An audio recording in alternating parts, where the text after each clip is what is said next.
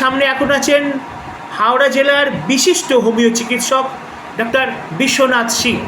বিশ্বনাথবাবুর কাছ থেকে আমরা প্রতিবারই আসি এবং উনি আমাদের হাওড়াবাসীর জন্য বেশ কিছু হোমিও চিকিৎসা নিয়ে উপদেশ দেন এবং সেগুলো আমাদের দর্শকদের বরাবর কাজে লাগে। প্রচুর ফোন আসে, তারা জানান যে স্যারের উপদেশ আমাদের প্রচুর কাজে লেগেছে, আমরা অনেক উপকৃত হয়েছি। তা স্যারের কাছে আমরা এলাম এই গরম শুরুর ঠিক মুখেতে। স্যার, এখন বিভিন্ন জায়গা থেকে মানে বিভিন্ন দর্শকরা জানাচ্ছেন যে একটা পেটের প্রবলেম হচ্ছে, হ্যাঁ, শরীরটা ঠিকঠাক লাগছে না, গ্যাস অম্বল হচ্ছে, এইরকম নানা রকম সমস্যা। এবার দুদিন বাদে তো আরও বেশি গরম পড়বে, ঘামাচি, আবার বর্ষা পড়ে যাবে। কি বলবেন, কিভাবে আমাদের দর্শকরা কীভাবে একটু সাবধানে থাকবেন? দেখুন, প্রশ্নটা ঠিকই করেছেন যে এই গরম আসছে, গরমকালে বেশি পেটের গণ্ডগোল এবং শরীর ম্যাগম্যাগ নানা রকম সর্দি কাশি সবই কিছু আসে। হ্যাঁ, এখানে আমি প্রথমেই বলবো prevention is better than cure. প্রিভেনশানটাই হচ্ছে আসল। গরম আসছে, গরম আসবে, এটা তো ঋতুর পরিবর্তন আসবে, গরমকালকে মেনে নিতেই হবে। এই প্রচণ্ড যে গরম আসছে সেই গরমটাকে যতটা পারা যায় আমাদের প্রথমে একটু অ্যাভয়েড করে চলতে হবে। তাই বলে কি কাজে কর্মে বেরোবে না, কাজে বেরোতে হবে, করতে হবে, সেই মতো প্রোটেকশান নিয়ে বেরোতে হবে। সূর্যের প্রখর রোদটায় না বেরোলেই যথেষ্ট ভালো। বিশেষ করে সকালের দিকে 10টা-11টার মধ্যে যদি বাইরের কাজ থাকে সেগুলোকে করে নিতে হবে। আবার বিকালে 4টের পর রোদের এটা যখন একটু কম হবে তখন বেরোতে হবে যদি সম্ভব হয়। অনেকের আছে না, সারাদিনই তো তাকে ঘুরতে হবে, নাহলে তার কাজ হবে না। অতএব তাকে সেই মতো প্রোটেকশান নিয়ে বেরোতে হবে। সুতির জামা গায়ে দিতে হবে এবং খুব হালকা জামা গায়ে দিতে হবে। হ্যাঁ, বেশি কালারিং জামা বা পরলে হবে না। মাথায় টুপি নিতে হবে, যদি সম্ভব হয় ছাতা ব্যবহার করতে হবে, ডাইরেক্ট রোদটা মাথায় না লাগে, এবং চোখে সানগ্লাস দিতে হবে, চোখটাকেও একটু বাঁচাতে হবে। আর অতিরিক্ত গরমে বারে বারে ওই ঠান্ডা জল খাওয়ার এই প্রবণতাটাকে আগে প্রথমে বাদ দিতে হবে। নর্মাল জল খাবে, কিন্তু ফ্রিজের আইস ওয়াটার এবং কোল্ড ড্রিঙ্কস এবং আইসক্রিম এগুলো এই গরম অবস্থায় ঘুরতে ঘুরতে যেন না খায়, তাহলেই কিন্তু পেটের প্রবলেম, সর্দি কাশি এগুলো এসে যাবে। হ্যাঁ, একটু ঠান্ডা থেকে, গরম থেকে বেরিয়ে একটু ঠান্ডা জায়গায় বসে একটু শরীরটা শান্ত, একটু শীতল হলে তারপর জল খান বেশি করে। আর কখনোই রাস্তার কাটা ফল এই গরমকালে খাবে না। যে ফলটা খাবার হবে, দরকার হবে, সেটা ধুয়ে কেটে, একটাই ফল খাক সারাদিনে, সেটা ভালো করে ধুয়ে নিয়ে কেটে নিয়ে সেই ফলটা খাক। রাস্তায় অনেক রকম কাটা ফল বিক্রি হচ্ছে, সেই কাটা ফলটাকে সম্পূর্ণভাবে অ্যাভয়েড করবে, কারণ এই কাটা ফল থেকে নানা রকম ব্যাকটেরিয়া এসে যাবে গরমে, সেখানে পেটের প্রবলেম এসে যাবে। হ্যাঁ, এই আর খাবার দাবারও যথেষ্ট পরিমাণে মেনটেন করে খেতে হবে। বেশি তেল ঝাল মশলা রিচ খাবারটা যতটা পরিমাণে অ্যাভয়েড করা যায় সেটাকে আমাদের মেনটেন করতে হবে। আর আমি সবাইকে বলবো এই গরমকালে একটুখানি টক দই বা ঘোল এটা খাবারের পাতে যেন রাখা হয় এবং খাওয়া হয়।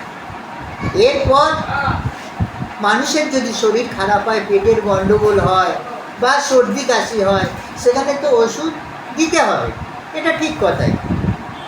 কিন্তু আমাদের তো হোমিওপ্যাথিতে we treat the patient not the disease. আমরা তো রোগ ধরে চিকিৎসা করি না, আমরা রুগীর সমষ্টিগত লক্ষণ নিয়ে আমরা ওষুধ দিই।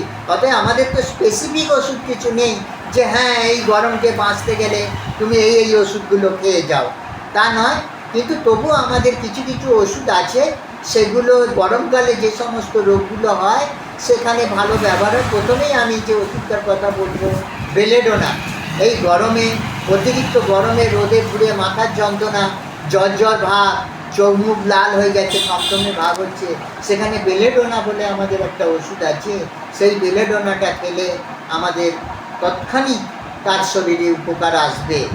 এরপর বেলেডোনার পর আছে ব্রায়োনিয়া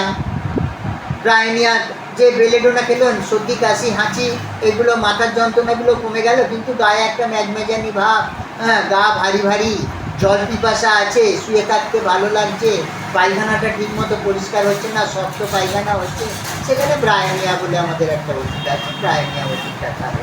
এবার যদি পেটের গন্ডগোল হয়, সেখানে ধরুন রাস্তায় কেউ কাটা ফল খেয়েছে, হ্যাঁ, সেখানে কাটা ফল খেয়ে তার পেটের গন্ডগোল হচ্ছে। কিন্তু এখন তো বিয়ে বাড়ি হ্যাঁ। করছে, মানুষ খাচ্ছে, হ্যাঁ, বিয়েবাড়ি তারপরে করতে যে আমি পায়খানা পরে আসছে। আসছি। হ্যাঁ, হ্যাঁ, আমি প্রথমেই গরমকালে যেটা রাস্তায় বেরিয়ে কাটা হ্যাঁ, ফল খায়, হ্যাঁ। সেই কাটা ফল খেয়ে তার পায়খানা হচ্ছে। সেখানে আমাদের অ্যালোসপোটিনা বলে একটা ওষুধ আছে, সেই অ্যালোসপোটিনা ওষুধটা খেলে সেই তার যে বারে বারে পাতলা পায়খানার ভাবটা সেটা কমে যাবে।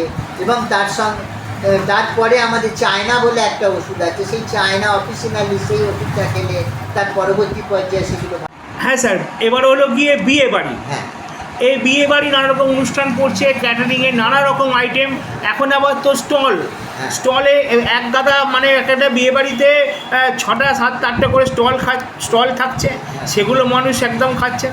তারপর খেতে বসেছে নানা রকম রিচ এবং তেল মশলা ঝাল জাতীয় খাবার। তার খাওয়া দাওয়ার পরেই অনেক ক্ষেত্রে দেখা যাচ্ছে যে পায়খানা হচ্ছে, একটা অ্যাসিডিটি ভাব, 2 দিন কাজে যেতে পারছেন না। কি বলবেন? হ্যাঁ, খুব ভালো প্রশ্ন করেছেন।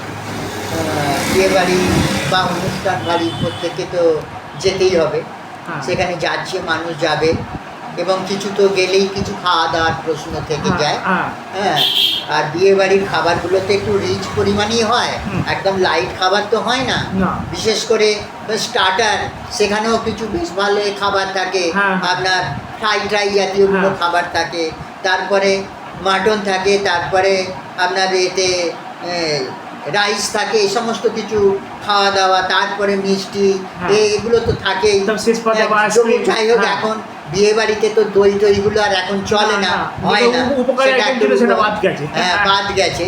যাই হোক, হ্যাঁ। এই সমস্ত খাবার খেয়ে যদি মানুষের কোনো রকম শারীরিক বিপর্যয় দেখা দেয়, ধরুন পরের দিন থেকে তার ভীষণ গ্যাস অম্বল হচ্ছে, হ্যাঁ, চোঙা ঢেকুর দিচ্ছে, পেটটা যেন ভার খেতে ইচ্ছা করছে না, গাটা ম্যাচ ম্যাচ করছে, জল পিপাসা একদম নেই, একটু বমি বমি ভাব হচ্ছে, সেখানে আমাদের দুটো মেডিসিন ভালো কাজ করে। প্রথমটা হচ্ছে পালসেটিলা।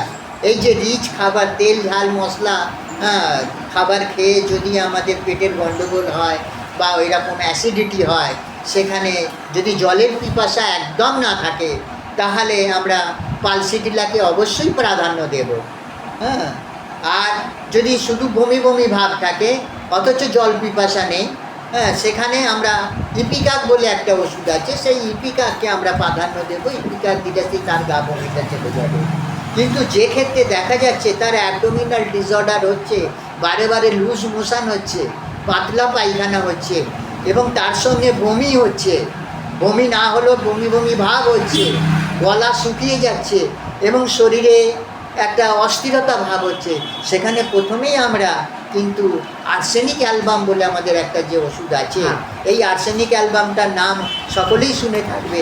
যখন কোভিড পিরিয়ড চলেছিল, এই কোভিডেতে জেনাস এপিডেমিকাস হিসাবে আমাদের এই আর্সেনিক অ্যালবাম কাজ করেছিল। যাই হোক, সেই আর্সেনিক অ্যালবামকে যদি আমরা এই ক্ষেত্রে ব্যবহার করি, তাহলে পেশেন্টটা সেই ক্ষেত্রে উপকৃত হয়ে যাবে। আর যদি তারপরে পায়খানা বমি এগুলো শেষ ঠিক হয়ে গেল, কিন্তু দেখা গেল তার খিদেটা ঠিকমতো হচ্ছে না, শরীরটা খুব দুর্বল, সেখানে আমাদের চায়না বলে একটা ওষুধ আছে, সেই চায়নাটা ভালো কাজ করবে। আর এর সঙ্গে আপনাকে বারে বারে ওআরএসের জল খেতে হবে, প্লেন ওআরএসের জল খেতে হবে। বেশি শক্ত খাবার না খাওয়াই ভালো, যতক্ষণ না খিদে আসছে। খিদে পেলে গলা গলা ভাত, এমনি একটুখানি আলু সিদ্ধ, ডাল সিদ্ধ, এই সমস্ত ভাত এবং টক দই যদি খেতে পারে সেখানে ভালো হবে। আর যে ক্ষেত্রে দেখা যাচ্ছে যে প্রচণ্ড পরিমাণে অম্বল হচ্ছে, গ্যাস অম্বল হচ্ছে বিয়েবাড়ি খেয়ে, সেখানে পেট ভার হচ্ছে এবং প্রচণ্ড শীত শীত ভাব হচ্ছে, জ্বর জ্বর ভাব, পায়খানা হচ্ছে না কিন্তু পায়খানা ভাব হচ্ছে, সেখানে রাতে ঠিকমতো ঘুম হচ্ছে না, সেখানে আর মেজাজটা একটুকে খিটখিটে হয়ে যাচ্ছে, তখন আমরা নাচ ভূমিকা বলে আমাদের তো একটা ওষুধ আছে, সকলেই জানে। এই নাচ ভূমিকাকে সেই সময় যদি দেওয়া যায়, খুব ভালো কাজ হয়। এইভাবে আমাদের মেনটেন করে চলতে হবে। হ্যাঁ, আমি বারবার বলছি যে আমাদের তো স্পেসিফিক ওষুধ কিছু নেই, আমাদের সিমটমস সিমিলারিটিকে মিলিয়ে আমাদের ওষুধ দিতে হবে। আর খুব বেশি বাড়াবাড়ি হলে নিজের ডাক্তারের সঙ্গে পরামর্শ নিয়ে হোমিওপ্যাথি ওষুধ খাওয়াই বাঞ্ছনীয়, তাতে ভালো হবে। এই কথা আমি বললাম। হ্যাঁ, স্যার অনেক ধন্যবাদ রইল আমাদের চ্যানেলের পক্ষ থেকে আপনার অমূল্য সময় আমাদের দেওয়ার জন্য।